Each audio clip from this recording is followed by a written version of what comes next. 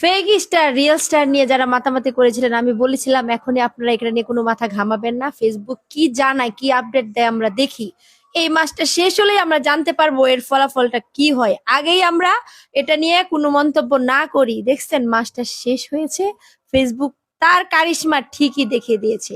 ফেসবুকের অ্যালগোরিদমের বাইরে গিয়ে কাজ করবে আর ফেসবুক সেটা ধরতে পারবে না, এটা কখনোই সম্ভব না। ঠিকই ফেসবুক তার কারিশমাটা দেখিয়ে দিয়েছে।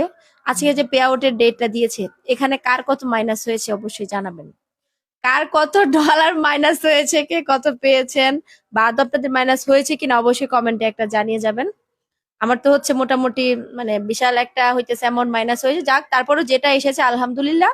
অনেকের তো নাকি পে আউটই নষ্ট হয়ে গিয়েছে, মনিটাইজেশন চলে গেছে। ওই যে আমাদের কার জানি বিল্লাল ভাইয়ের দেখলাম মনিটাইজেশন নিয়ে গেছে। তো আলহামদুলিল্লাহ যে আমার হচ্ছে কোনো ধরনের সমস্যা হয়নি। যতটুকু কাটার কেটে নিয়েছে, যতটুকু দেয়ার দিয়ে দিয়েছে। ধন্যবাদ ফেসবুক ও মেটাকে।